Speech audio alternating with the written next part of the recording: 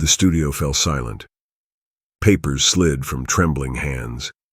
Jasmine Crockett's voice, calm yet blazing with conviction, cut through the dead air. These documents don't just show lies. They show a betrayal. Money funneled from foreign hands into Trump's defense fund. This isn't politics. This is treason. A producer's headset crackled wildly in the background. Cameras zoomed tighter. The anchor beside her shifted uncomfortably, glancing off stage as if begging for direction. On a split screen, Trump's legal team, watching live, could be seen whispering frantically, one attorney's face drained of color. Their panic was palpable, but Jasmine didn't flinch. She held up the papers for the world to see. Viewers at home leaned closer. Social media exploded in real time. Dar's Crockett bombshell trended within minutes. And then, mid-sentence, the broadcast cut to black. A stunned voiceover whispered, "This wasn't supposed to go public. Not yet." Hours earlier, Jasmine sat alone in her office, staring at the manila folder a whistleblower had slipped under her door. Her hands shook as she pulled out page after page, bank transfers, shell companies, anonymous donors from overseas. She whispered to herself, "If this is real, everything changes." Her phone buzzed. A text from an unknown number read, "You're playing with fire. Stop before it's too late." But Jasmine had made her choice. "I won't stop. Not this time." As she left for the studio, two black SUVs parked outside lingered a little too long. Dark tinted windows, engines running. She felt eyes watching her every step. Back in the studio, moments before going live, a producer had warned her, "Congresswoman, are you sure? This could end your career or worse." She nodded, fire in her eyes. "If I don't do it, who will?" The countdown to air began. 3, 2, 1. When the camera came back after the blackout, chaos reigned. Anchors scrambled to explain the technical glitch. But in a corner split screen, the panic inside Trump's legal war room was now being accidentally broadcast live. A senior lawyer slammed his phone down. "Who leaked this? Find them now," another whispered, thinking the mic was dead. "If she has the Zurich files, we're finished." Jasmine stared into the camera, unshaken. Her voice carried a weight that silenced even the studio crew. "To the American people watching, this is your fight too. You deserve the truth." Suddenly, her phone vibrated violently in her pocket. Another unknown number flashed. "You'll regret this. You've been warned." But she ignored it. The next document she planned to reveal was the most damning of all. And somewhere in a dark room, a figure whispered, "Take her off the air, whatever it takes." The broadcast ended abruptly. Jasmine rushed out of the studio, her heels clicking against cold marble floors as she dialed her chief of staff. No answer. She tried again. Voicemail. Then her phone rang. Unknown number. She hesitated before answering. A deep, distorted voice hissed, "You're already dead, Crockett. Walk away, or we finish what we started in Atlanta." Her stomach dropped. Atlanta, 3 years ago, where she narrowly escaped a car accident after exposing a local corruption ring. Her hand trembled as she gripped the steering wheel. A dark sedan appeared in her rearview mirror, headlights glaring. It followed every turn. She whispered to herself, barely holding back tears, "I can't stop now. Too many people are counting on me." As the sedan drew closer, her phone buzzed again. Another message. "You're not safe anywhere." Back in her hotel room, Jasmine sat cross-legged on the floor, the manila folder spread around her like shattered glass. She stared at one document in particular, labeled Zurich Account 45321. It listed 8-figure transfers from foreign entities to a shell company linked to Trump's legal fund. Tears welled in her eyes as she whispered, This isn't just corruption. It's betrayal. Her thoughts drifted to her late father, a civil rights lawyer who taught her to stand firm no matter the danger. His words echoed, "Justice isn't safe, it's necessary." Suddenly the fire alarm blared. Smoke seeped under her door. Her heart pounded as she grabbed the folder and stuffed it into her bag. She flung open the door, only to find two men in black suits at the end of the hall, walking toward her. Jasmine bolted down the stairwell, clutching her bag like her life depended on it.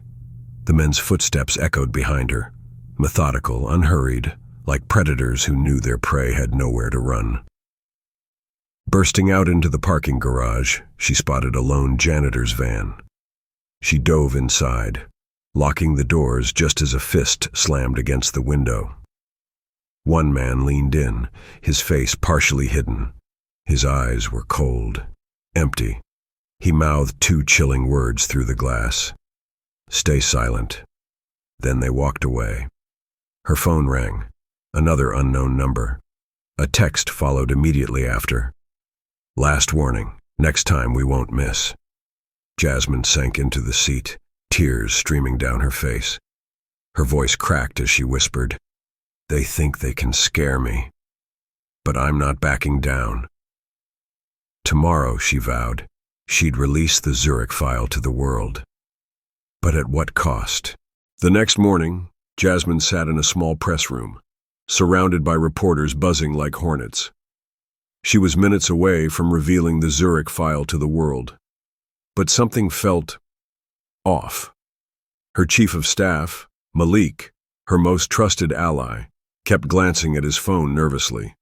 Suddenly, her personal laptop pinged.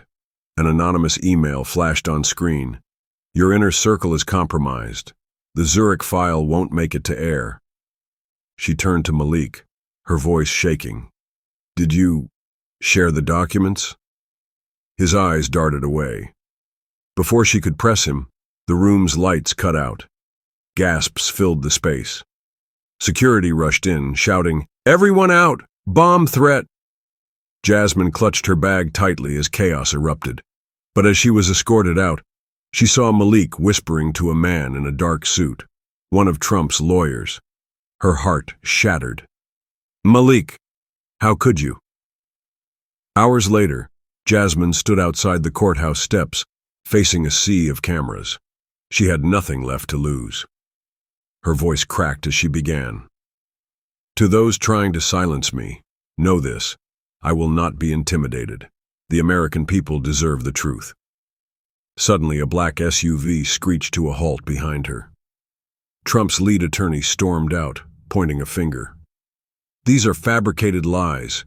She's spreading foreign disinformation." Jasmine locked eyes with him, her voice steady. "Then let's prove it in court. Or are you afraid of what's in Zurich account 45321? Gasps echoed. Reporters shouted questions. Social media lit up instantly. Zurich account was trending worldwide, but in the crowd, she spotted a familiar figure, Malik, watching silently from the shadows. His expression unreadable. Was he here to help, or finish what he started? That night, Jasmine sat alone in her hotel room, scrolling through endless threats flooding her inbox. "Traitor, you'll pay for this. You won't live to see tomorrow." She clutched her father's old law book, whispering through tears, "Daddy, I don't know if I'm strong enough." Then her phone rang, this time from a blocked number. "Tomorrow, we end you. Stay home if you value your life." Her breath caught, but just as she hung up, a notification pinged. The Zurich file had been leaked online by an anonymous source. Her hands shook as she read the message attached. "You were never alone. We've got your back." But who was helping her? And could she trust them? The morning news cycle was brutal. Every major outlet ran headlines designed to destroy her credibility. Crockett fabricates Zurich claims. Congresswoman linked to foreign agents. Fake photos of Jasmine shaking hands with unnamed oligarchs spread like wildfire. Clips of her past speeches were edited to sound un-American. She watched in silence as a former colleague appeared on national TV. Jasmine has always been ambitious, maybe too ambitious. She'll say anything for attention. Her phone buzzed again. Another unknown message. This is how it ends. You're finished. Tears burned her eyes, but she clenched her fists. She whispered to herself, "They can take my name, but they won't take the truth." Then her inbox pinged, an email from the anonymous ally. "Stay strong. You're about to need every ounce of courage you have." She didn't understand, until the gunshot shattered her hotel window. Glass rained down as Jasmine dove to the floor. Her ears rang from the sound of the bullet embedding in the wall above her bed. She crawled toward the bathroom, clutching her bag like a lifeline. Another shot tore through the doorframe. Through the crack in the blinds, she caught a glimpse of a masked figure on a rooftop across the street, steadying their rifle for a third shot. Her phone vibrated violently. A text flashed, "Stay low. Help is coming." Moments later, the sound of squealing tires and shouts filled the night. Someone burst into her room, a tall figure in a black hoodie. "Come with me if you want to live." Too shocked to argue, Jasmine grabbed her bag and ran. Together they disappeared into the stairwell, footsteps echoing like a heartbeat. In the back seat of a speeding car, Jasmine finally looked at her rescuer. He pulled down his hood, revealing a face she hadn't seen in years. David Bryant, an investigative journalist she thought had been killed in Syria. Her eyes widened. "David, you're alive." He nodded grimly. "Barely. And I've been tracking Zurich account 45321 for months. You're the first one brave enough to take it public." Jasmine's voice cracked. "Why risk your life for me?" David met her gaze.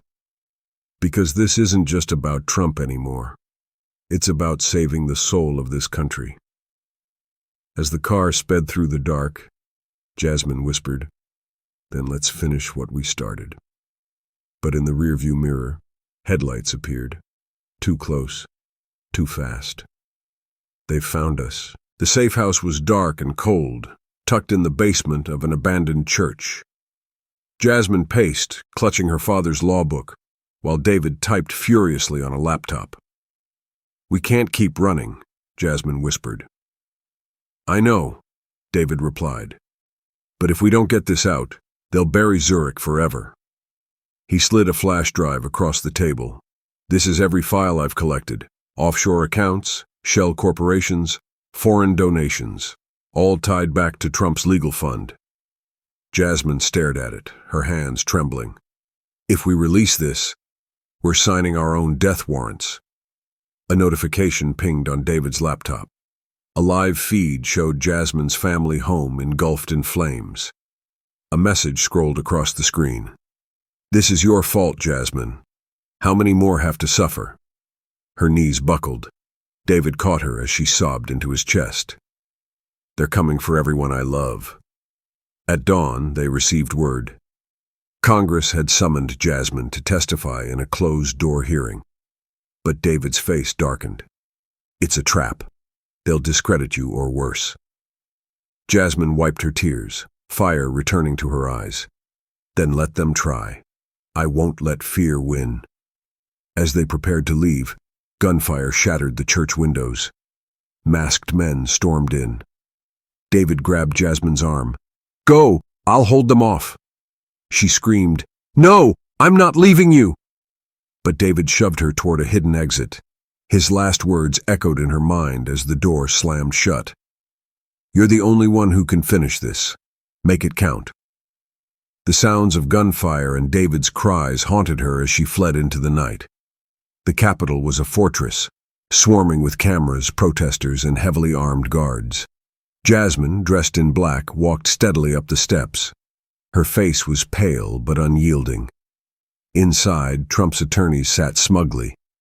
One whispered to her as she passed, "You'll be forgotten by tomorrow." But when Jasmine took her seat, She spoke with a voice that carried the pain of every loss, every threat, every injustice. I stand here today knowing I may not see another sunrise, but I will not let fear silence me. The Zurich files are real, and so is the corruption destroying this country. The room erupted, some in applause, others in jeers. Suddenly, a security officer leaned into her ear, whispering, "Ma'am, there's a credible threat against your life. We need to evacuate you now." Jasmine shook her head. "No, not until they hear the truth."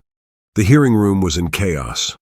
Security scrambled as reports of a gunman inside the Capitol spread like wildfire.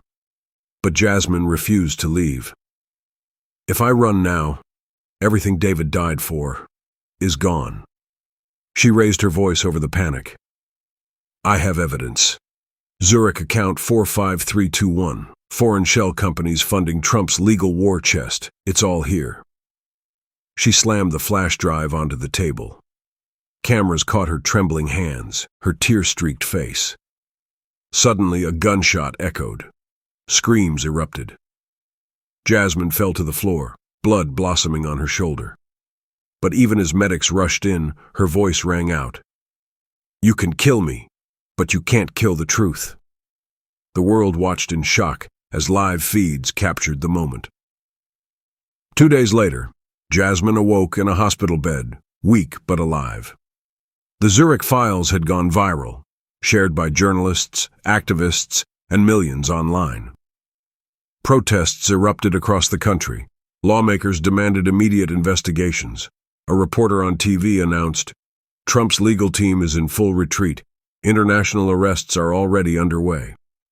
Jasmine's eyes filled with tears as she whispered to herself, "David, we did it."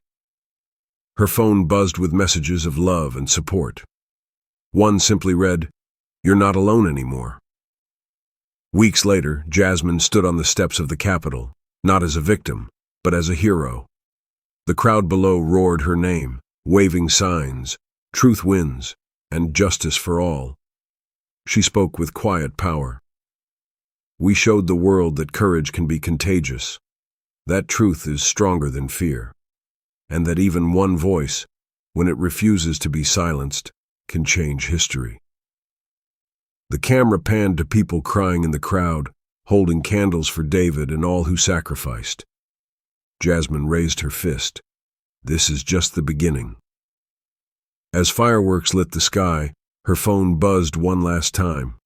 A message from an unknown number. "You are the spark. Don't let it die." The screen faded to black. If this story moved you, don't let Jasmine's fight end here. Like this video, subscribe for more untold truths, and tell us in the comments, what would you risk to stand for justice?